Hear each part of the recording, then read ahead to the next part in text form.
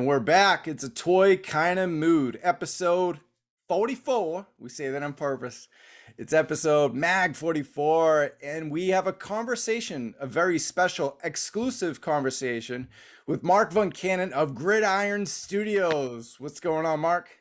Hey, not much, man. Not much. All right. And of course, my Man, right hand man when it comes to G.I. Joe, classified, anything custom, anything Gizats. What's up, KJ? What's up? It's always a good day with Toy Kind of Mood, especially with the homie from Gridiron Studios himself, Mark. I have been really excited about the accessories coming out of that studio and your team. So we have a ton to talk about. But thank you very much for joining us, man. Thank you, man. I'm glad to be here. All right, but first, Mark, there's a little something we got in common, and it's a little history with Hollywood. And so that's the first thing initially I noticed when I was like, all right, who's making all these cool weapons and replica stuff, right? And then I was like, oh crap, he's got some IMDb credits. He's got more than me. So like, Mark, talk about just your acting background and maybe your influence with acting on Gridiron.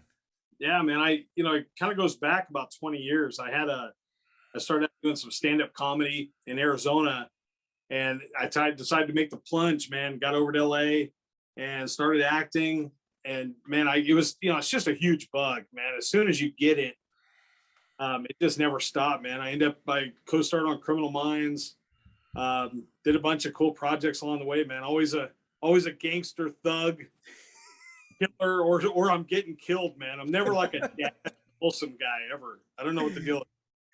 I know the feeling, man. It's like everything is a Marine or bad cop or and now with this beard, maybe I'm gonna follow in your footsteps there too. So Weird.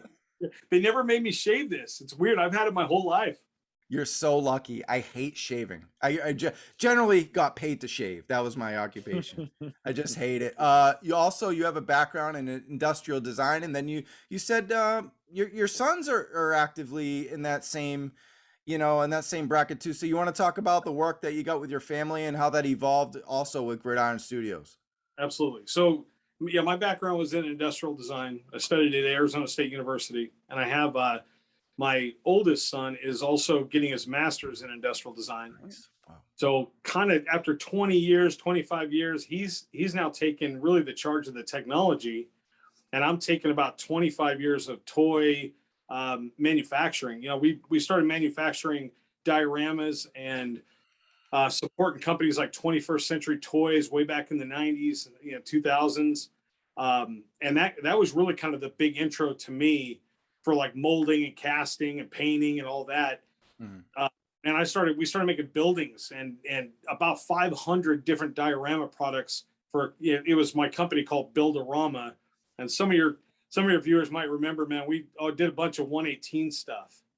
And then we ended up going to 132nd and real small toy soldier stuff. But man, this 112 thing just grabbed me, man. It was crazy. Mm-hmm. And once I got hooked, dude, it was like Mythic Legions, G.I. Joe, man, Marvel. It was like I was a toy collector all over again. It was crazy.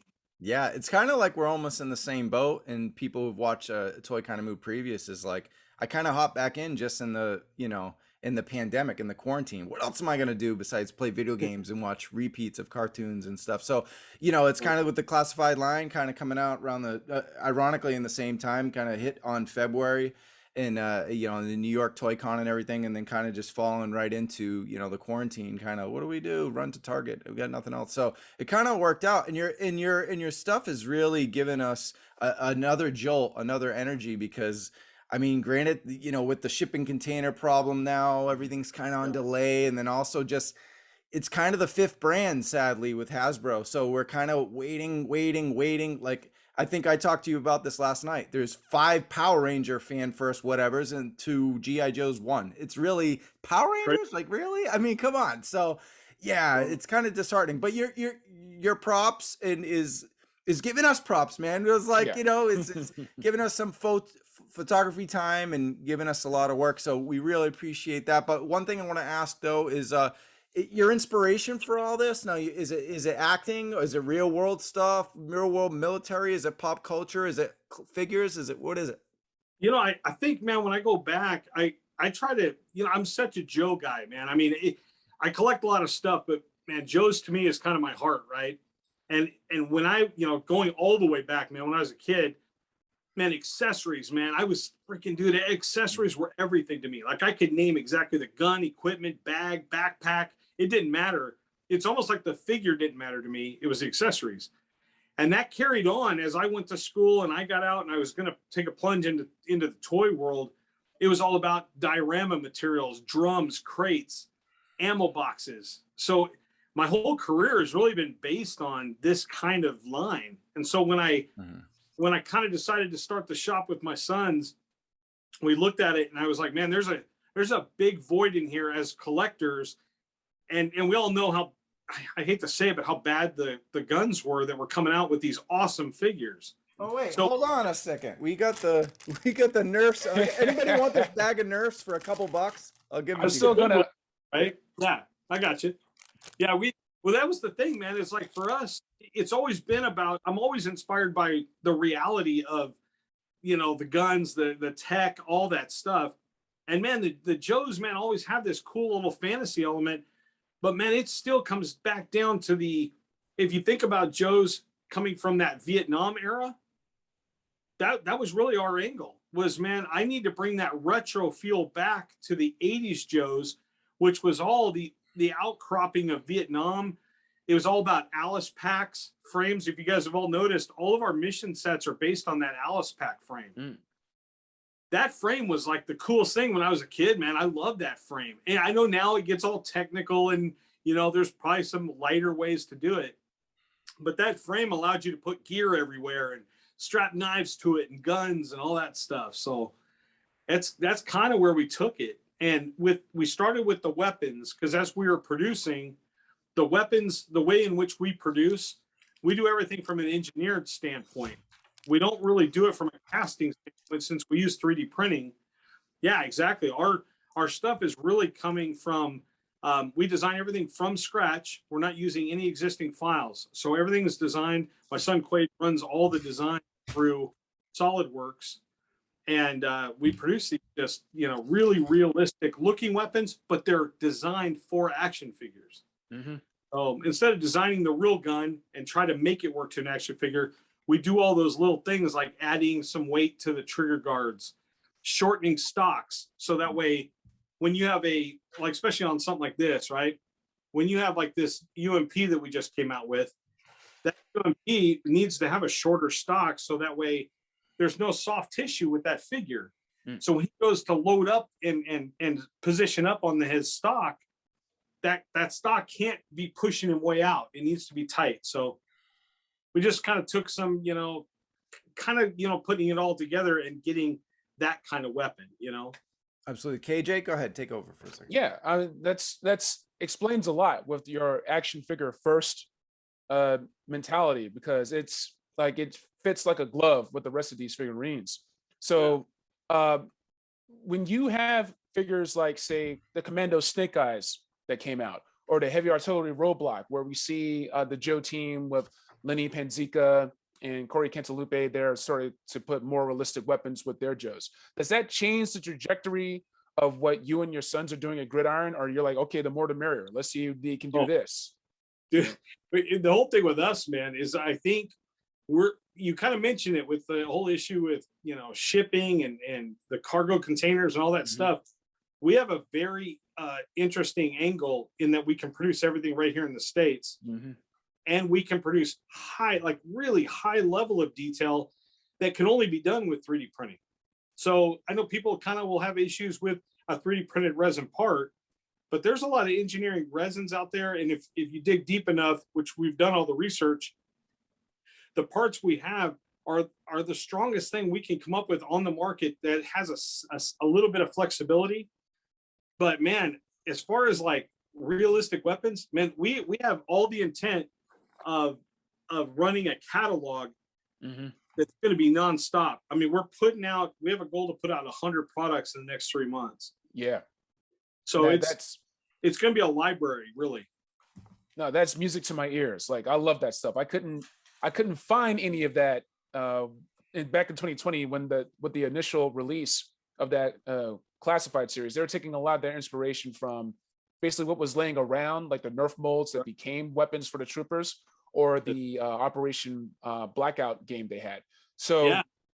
but I knew you guys were about it when you had that Flint OD olive drab shotgun. I'm like, okay, Trav showed it earlier. Yeah, boom.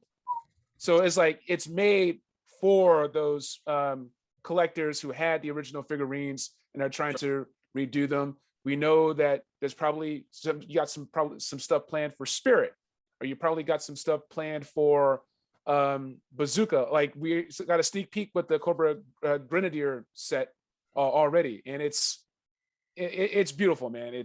I'm gonna just wax poetic about all this stuff because it's just, when I had the Viper, getting that Viper was hell. Like me, Travis, and a good friend of ours, Kevin Wish, we were at Target like 5:30 in the morning, and that's when we got the Viper. But for me, it didn't really sing until I put your loadout set on that figure. I'm like, that's the Viper. That's the Viper. He's got the knife on the boot. I got the phone on the pack. It's like, oh yeah, it's great. I gotta get that Viper set. I haven't gotten that one yet. Yeah, man. Or the Ma Duke. I'm telling you, man, when it comes out, so what we're trying to do is kind of have that. I don't know if you're starting to notice, and you guys are sharp guys, man. You're starting to pick up on. We're trying to come out with the mission sets that are going to include these backpacks. They're going to be really specific to kind of what that character would need to be, whether it's an RTO, like a communications guy, or it's a grenadier, somebody that's going to specialize in lobbing stuff, right? Mm-hmm. Or like even really, how do I put it?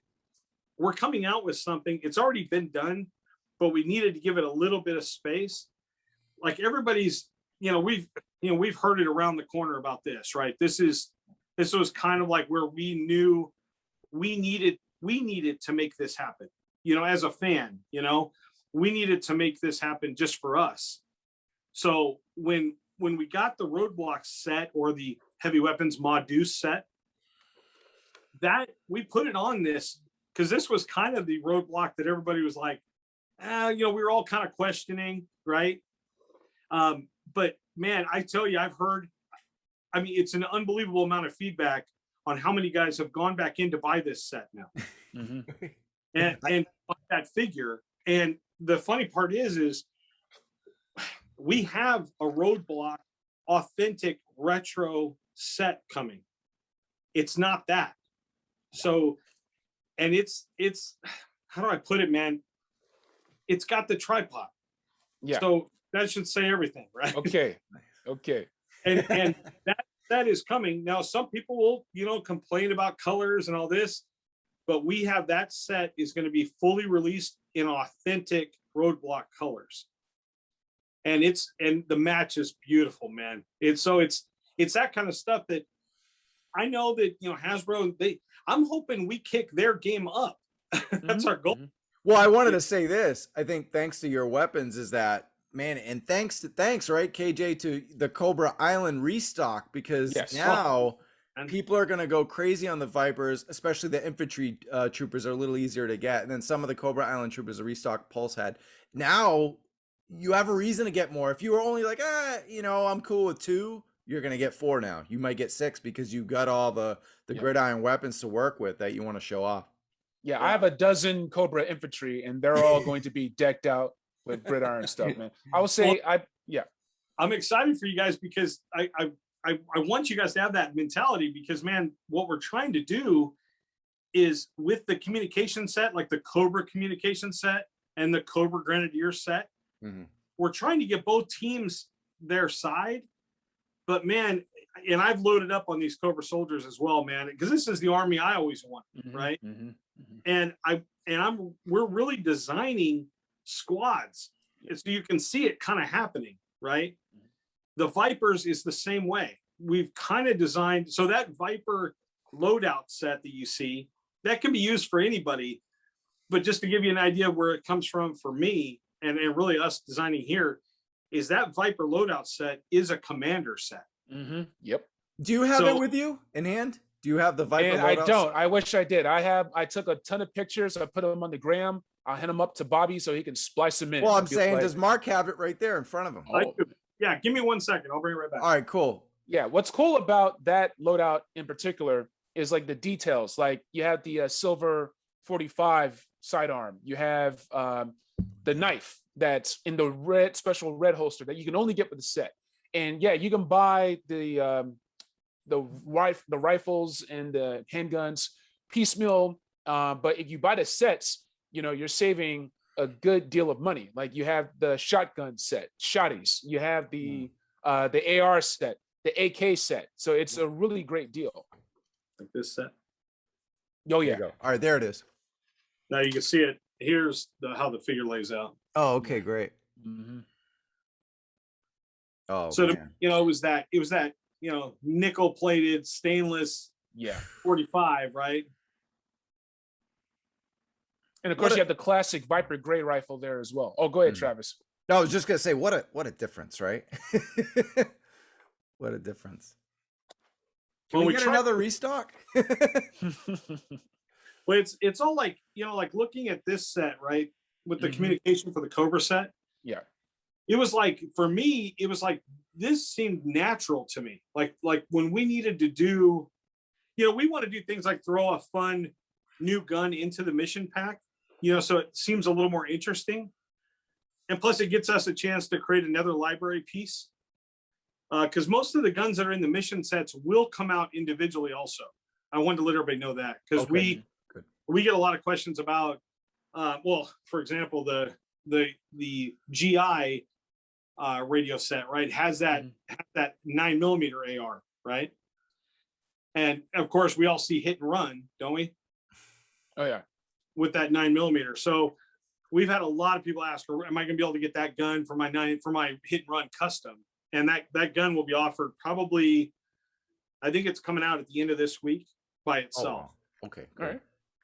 Very cool. Thanks for all the options too. It really helps. You know what I mean? So giving us kind of go ahead. Yeah, I don't get to lock in, I don't want to lock anybody into having to have certain things. We try, when we do our bundle sets, we're trying to get as many AR variations, and then put something fun in there that would make it worth getting the bundle for them if people were getting individuals. Right, kind of like a bonus. Yeah, a little bonus. Yeah, we try to do that as much as we can, for sure. That kind of brings me to this, might be a little controversial. Any kind of maybe subscription service, or like BBTS's Pile of Loot. I know people are like, my wife's killing me, Mark. So I don't know if you have an answer for that yet, or we're actively working on it. We're trying to get a subscription mystery box going. Okay. Is our first, where every month there could be some exclusive weapon that isn't even offered anywhere, included into a set that maybe has some random weapons also thrown in, that kind of thing. But yeah, with having a library that large, a subscription service definitely would be a useful tool for everybody, I would think. Right, even for your organization, I'm sure, as well, probably. Yeah. And then repeat customers, that kind of whole deal. So yeah. KJ, you got anything you want to throw in? Yeah. So like a lot of the accessories and weapons we see, they have an amazing amount of detail packed into them.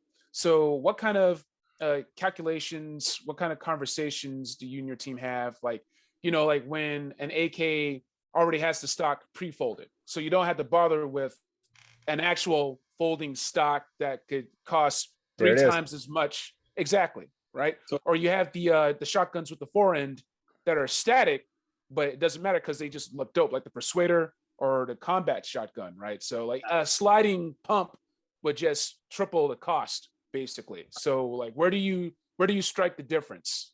Yeah, we try to find, because with us, I think our number one, we've had from the beginning, man, our number one goal is quality. Right. So we don't want to just put out something because it's cool. We really want to make sure that the quality of the resin that we're using, that damage, right? We don't want that damage to happen.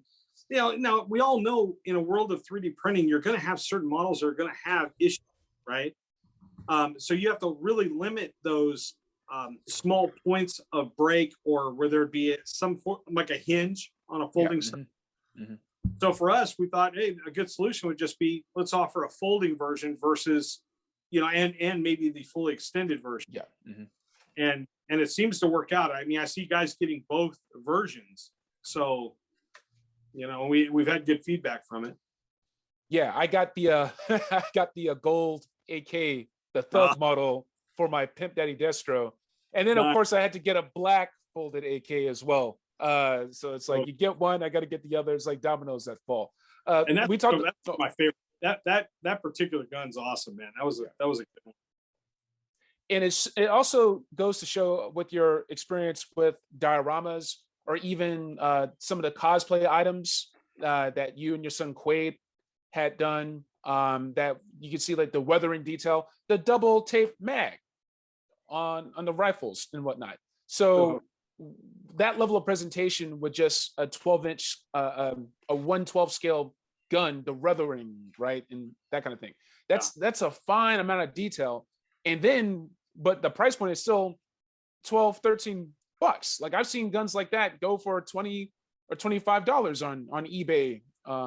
So that it's a fantastic deal. So what other items would you say benefited from your previous diorama and design work the most, where you have, it's essentially a production piece that can fit on a 6-inch figure? I think that you hit it right there. I think that, we look at the market when we went to enter, we really took a good look at the market across the board, price points, quantities, supply. Like a lot of guys out there that are producing good 3D models, maybe some of their biggest problem is just being able to resupply, right? So I would say that 25 years in this business has been understanding production, paint, how are we going to get pieces and get them in people's hands as soon as possible. We see it across the board, man. There's a lot of delays in shipments. You might order something and everybody's kind of getting used to not seeing it for a month or more. And with me, I think when we sat down to talk about, our time frame, you'll notice we get a lot of flack from just having so many releases, right? Mm-hmm. And it's a funny topic because some guys are like, keep it coming as fast as it can come. And to us, it's been a situation where we're not going to sit on it, man. If we got it and we're producing it and we know that the production is in place, we're going to get it in people's hands. Yeah. So, and I think people are starting to notice there's a little system to us. We'll have a couple releases every week for the most part. And some guys are now just like, oh man, just hold my order. I'll keep ordering and you just hold it and send it at the end of the week. So it's been kind of a funny take on it. So I guess I should ask: these are made to order, so nothing's gonna like sell out, right? Or okay. Yeah, so technically they're not made to order. We stock everything as best we can. We're a little bit of a just in time, I think that mentality, but we stock as best we can for having, I think right now we're at about 47 days from first product release. And we have, I think, close to 40 SKUs, not counting some of the.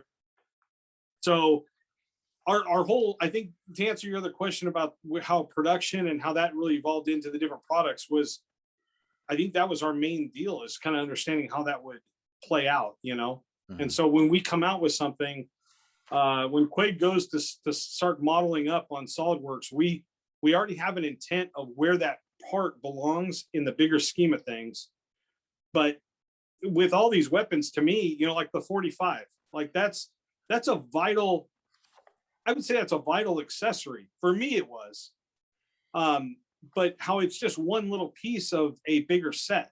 So if you're putting together a good, set of packs and different rifles, that 45 is vital, Yeah. So, definitely. And we're able to produce those and keep them coming at a rate that, hopefully we don't keep people waiting very long. I mean, we sometimes, on a big release like this last weekend with, especially with the Grenadier set, that was a pretty big splash.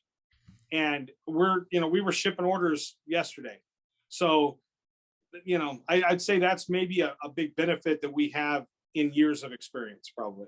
Yeah, you guys are almost like way ahead of classified. Like we have all these accessories for figures that they don't exist yet. But that brings up me to a few points. Like we've seen your 112 scale dioramas for Mythic Legions. Like the grass mats. Are we going to see some like maybe jungle swamp stuff with classified or? Oh yeah. So being a 118 guy for so many years and producing 500 products, you're going to guarantee, man, this is building into. Well, we touched on it a little bit last night, and I don't know if this is going to be a shock to anybody, but we this is all a setup for us to eventually do figures.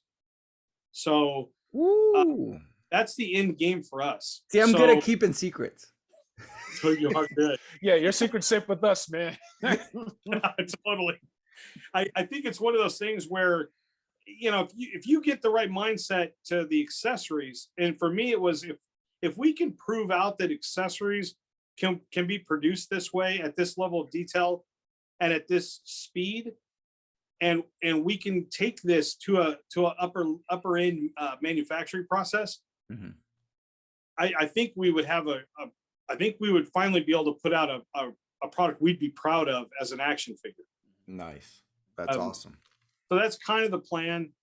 But that don't let anybody, get confused. We're going to be making a ton of weapons, a ton. That'll still be your bread and butter at the end of the day. Oh, we want to be known as the guys that are making, when somebody's thinking of an accessory for especially for classifieds or mythic legions, we want them to think of us. So that's the goal. So probably we won't see any sci-fi things for Black Series or anything. Are you going to stick to military? Or are you going to branch out or? Oh, there'll be some. Well, yeah, without revealing too much stuff, we're working in a different right now. Well, I don't know if you just noticed, we just did a little teaser photo this morning on a kind of a magical power sword, where it's He-Man's holding it. It was very powerful. It had the power. Totally. So we're kind of playing with different technologies with the resins to get different effects. And obviously the thing that's going to happen that everybody's been asking about is we are definitely going to be doing some of the gun effects, some of the shot effects. Those are going to happen. We're just finding the right time to make that work. Right. And so initially when you made this plan, we get a little controversial here for a second. It's like, Hasbro's kind of stayed away from realistic firearms for the most part up until, we saw Alpha Commando Snake Eyes. We've seen, some of the artillery roadblock, some of the other ones, even Major Blood to an extent. So they're Lenny and his team is they're coming around because this is their audience. And they were like initially Hasbro, right? Kids.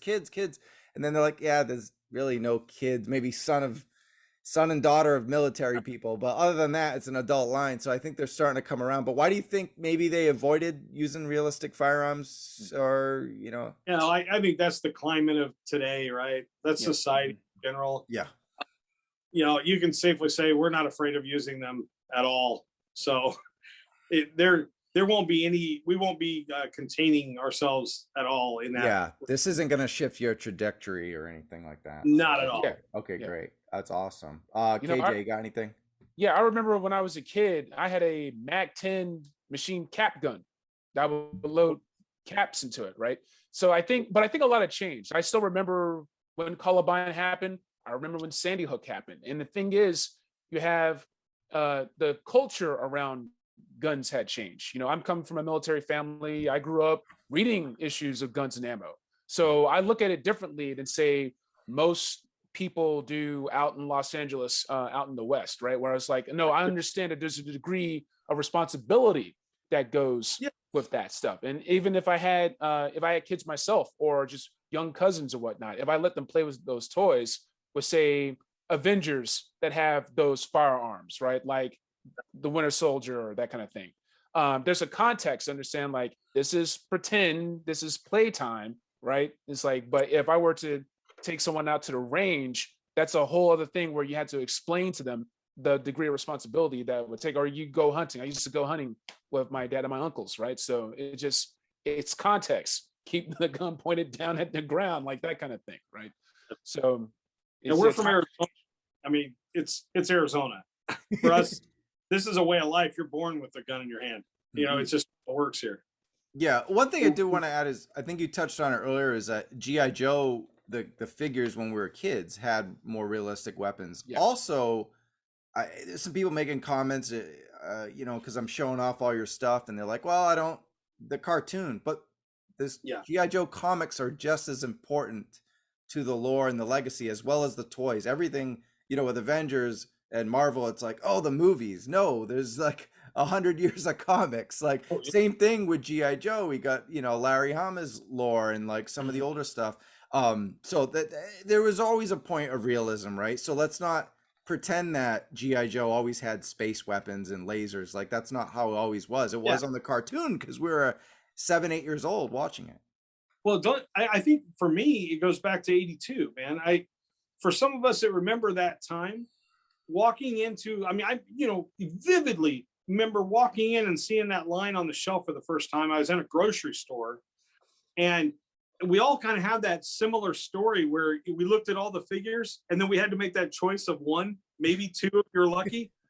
And we, most of us ended up with Snake Eyes, and it was because he had an Uzi, and Uzi was cool. But that was about as spot on of a real model for that time as you could get. Absolutely. Let's not talk about what was supposedly a demolition explosives around his, in his bandolier thing. So it was just a different time. But man, I also remember looking at Flash in that order. You looked at Flash, you're like, man, he got a visor and a laser gun and a backpack. So you started adding up accessories. And so there was that choice, man. You either got short fuse because you had a bunch of stuff, or you got Snake.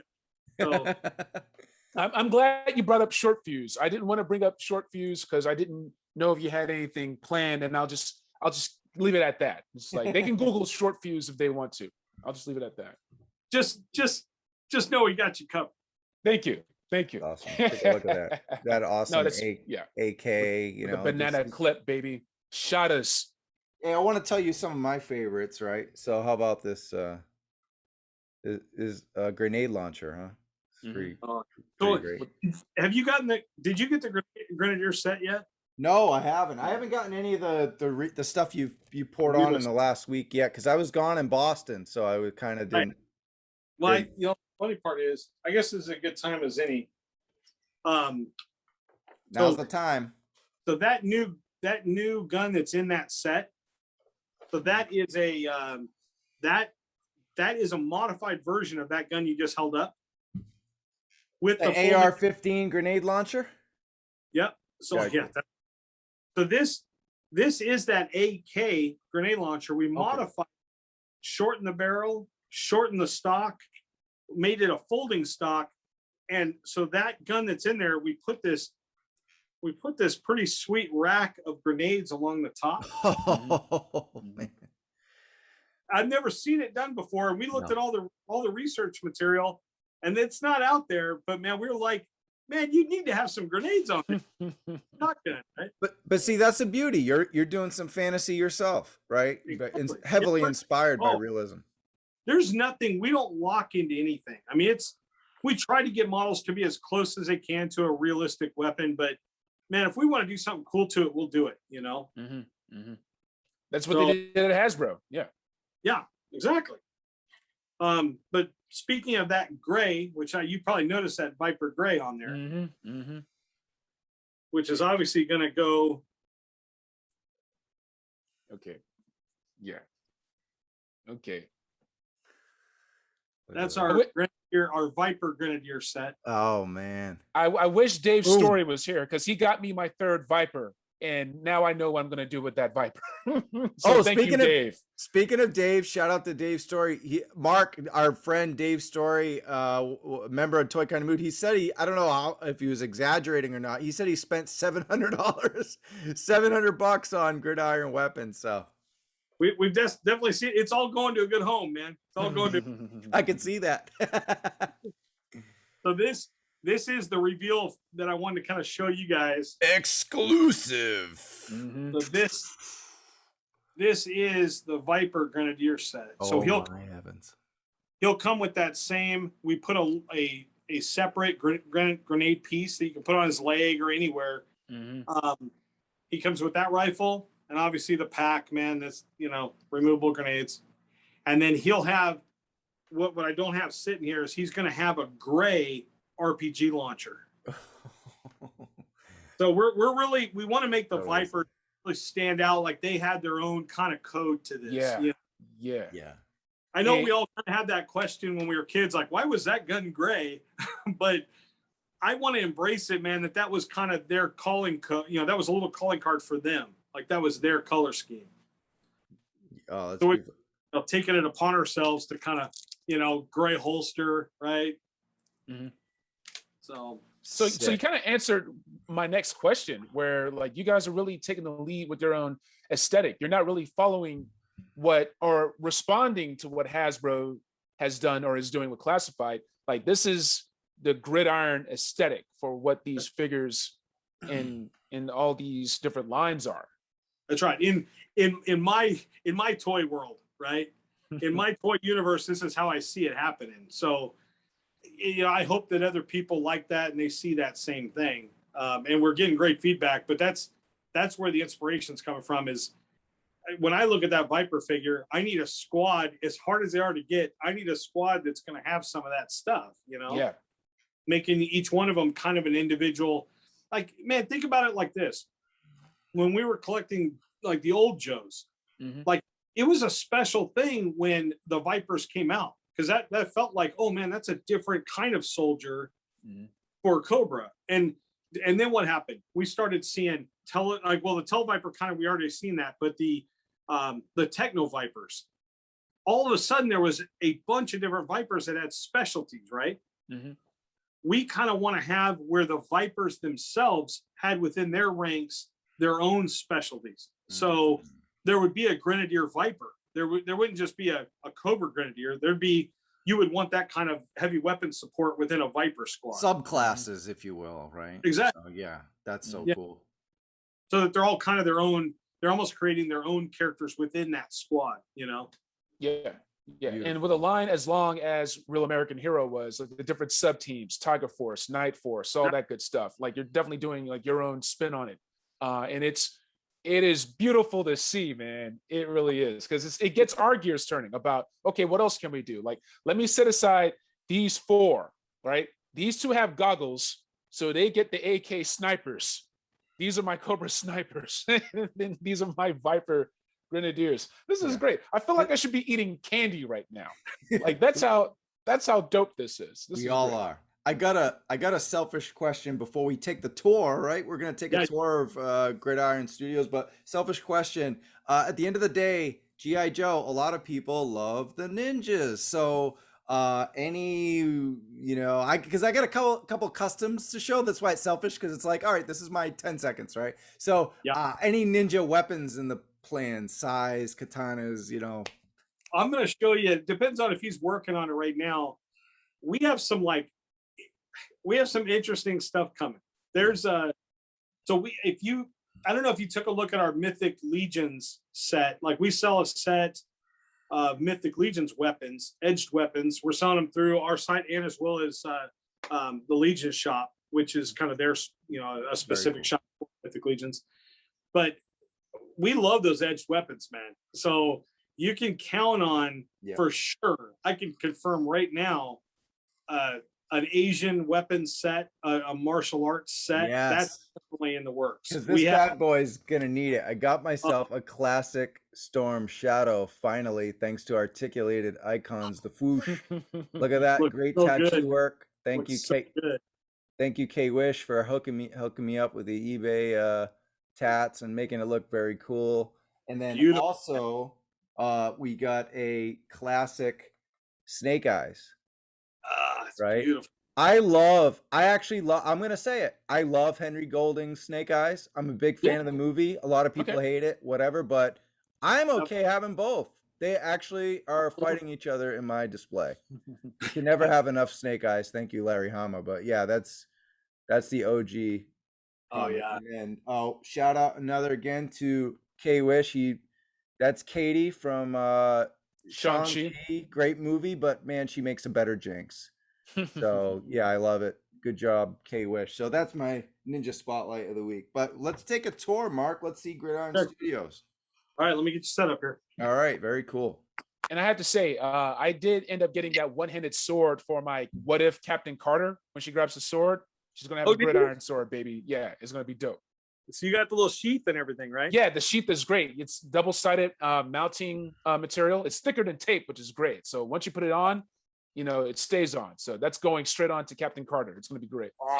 Well, and we tried to, with that, just I guess to touch on this too, for a lot of people that are watching. I've had people say both ways. Some guys want straps on backpacks. They want, they're wondering if we're going to come away from this mounting tape. And all I got to say is, man, I have, in just photography alone, that mounting tape gives you 5 or 6 positions without even losing any adhesive. Mm-hmm. So you can remove it, put it back on. It doesn't damage paint. It's got a lot of versatility, and I don't have to worry about the glunkiness of a flexible strap. Mm-hmm. That's also going to create not only another joint issue that you got to worry about with breakage, but it's like for roadblock, right? Mm-hmm.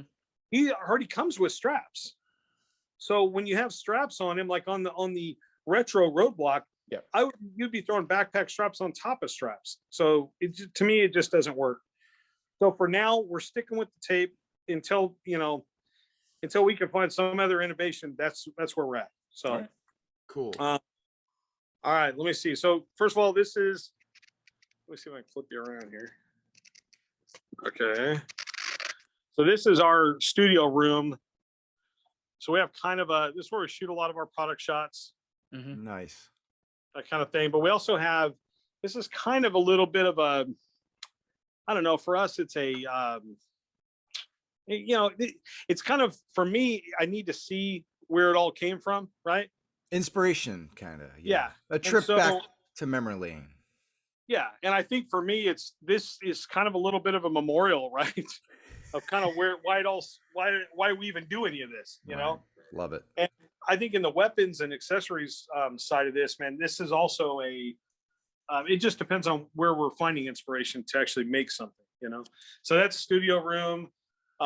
This is kind of the hall, the grand hall. Mm-hmm. We have kind of a front, and we're kind of working through this. This is a front showroom we just started, but this is kind of one of the, oh my. So Sonia he makes the life-size props, and this is a full Iron Man, life-size Iron Man. The helmet. Yeah, the helmet is voice activated, right? It's voice activated. It's got, the whole thing moves, man. It's crazy. So that's wild. But wow. Yeah. So, but I dragged him into the miniature toy world. So, but you can kind of get an idea. This is where he kind of comes from, this stuff. Yeah. And, so 1/4 scale. Yeah. Do what? Sorry. A 1/4 scale, 1/6 scale, that kind of stuff, right? Yeah, really bigger. I mean, for the most part, we do a lot of like full scale props. So 1-to-1 stuff. So, okay. But I'll kind of give you an idea. This is part of the cosplay world, right? Okay. I'll show you through. Rampage. Yeah. Love it. So this is the headquarters, man. This is where the brains are at. This is, Quaid's actually in here. He's modeling right now. Okay. So here's a little sneak peek, man. Sneak peek. Let's bother him. This is our design room. Mm-hmm. And this is Quaid. What's up, Quaid? Quaid. Oh, guys. So he's working on right now. I love the Millennium Falcon cockpit. That's so great. That's amazing. I don't know if you can see the screen. We can if you hold it still. We can probably see it. Deflect down a little. It might not. It might be better this way because some things may need to stay secret. You know what I'm saying? No. I gotta see it. Can you guys tell what it is? Saw it, the chainsaw. That's not for Ash, is it? Is that for like a NECA Ash figure? Is that what that is? We are doing I'll just say it. We're coming out with a horror Halloween set in 1/12 scale. It'll double for Joe's as well as anybody else. Yeah. Very cool. Okay. Yeah. I'll keep it, but so that's that. And then we have, that's awesome. So this is I'll kind of walk you back in. This is our A little bit of shipping. This is our shipping department. We kind of will run through small. I'll give you an idea. All right. And then Now- this is Colin. It's my other son. It's my youngest. Hey, what's up, buddy? Son. And he's kind of processing right now. This is our lab, our print lab. Oh, Okay. great. Woo, look at that. So you get kind of an insight on that. Hey, Mark, now we know why we're getting our stuff so fast from you. You have your own. You guys stay ready, man. Yeah. Stay ready. Yeah, man, we're serious about all this stuff, man. So this is the actual model shop. So we have kind of like our model area. We have capabilities of making pretty much anything we need in here. You can see there's some unique stuff up here. That's a prototype of a gaming chair. That's a Predator head. Wow. This is a juggernaut, the underside of a juggernaut that we were commissioned to do for a mall in Utah. That's kind of some of our mold stuff. No kidding. Little paint area. We kind of do some prototype paint stuff. So that answers your question, KJ, about the 1-to-1. You're seeing it. Yeah. Yeah. So that's kind of where our background comes from, is that 1-to-1 stuff is kind of, my son kind of did a lot of that 1-to-1 stuff, and I worked on some of the projects with him. And then all my stuff has always been miniature stuff. So, but yeah, man, that's the insides. That's the guts. Loved it. Yeah. I'm going to have to take a flight down and have a beer with you. Check it out. Let's hang out, man, for sure. We're right here in Tempe, right next to ASU. Beautiful. So yeah, fly in, man. I'm in the Sky Harbor Airport Business Park. Nice. Awesome. So you got any you still working in film? You got anything coming out? I saw something was in either post-production or pre-production or something. So what do you want to cap off that? I have. There's a couple things that there's one, man. There's one of those like horrifying, where you do a movie and you're kind of like, ooh, I probably shouldn't have done that. Yeah, there's one of those. But it's actually touring around in Europe. I think they're going to take it to Europe, and nice. It was a horror movie that was just brutal, man. It's one of those. Oh, okay. But it makes sense, Mark. Man, where you're like, ooh, man, that's bad. But dude, it makes sense why you're doing the gun replica stuff, because I looked at your IMDb and it's all like Murder in the First, Criminal Minds, The Usual Suspects, Bloody. It's like it all kind of just seals together. Totally. Yeah, it does, man. It does. It's all about killing and guns. Yeah, I know. We love the kids. We love the kids. Go buy some Joes for your kids.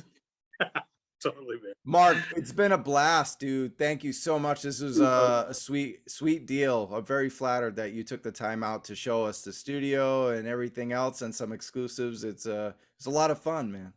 Oh man, there's a lot to come, man. I want everybody to get excited because we're not stopping. We have nothing in the foreseeable future that can even stop us. I mean, we don't have to worry about shipments. We don't have to worry about materials, none of that stuff.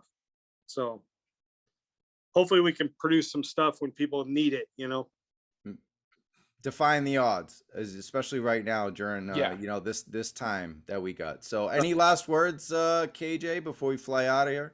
I just want to say, keep up the good work. Everything coming out of that studio is incredible. It's already plus one of my favorite toy lines from last year ongoing, and just really making it truly viable as not just an adult collectible line, but the line that we remember as kids in our mind's eyes. So I just want to say from the bottom of my heart, thank you very much. Keep up the good work. It's incredible, man. Thank you, bro. I appreciate it, man. It's definitely revitalized a very slow moving brand. So it gives us more opportunities to play with the stuff behind us, the Joes, thanks to all this wonderful replica prop weapons and stuff like that and accessories from Gridiron Studios. So we really appreciate it, Mark. Awesome. I thank you, man. Thanks for having me on, man. This is, we're so new into this 1/12 realm that these are great chances to get a chance to talk to everybody and let everybody know what we're doing. It's awesome. Can't wait to see more. Guys, thank you so much. For Mark, Kevin, this is Travis Moody, episode 44, A Toy Kind of Mood. We'll catch you next time. Keep in touch. Bye-bye.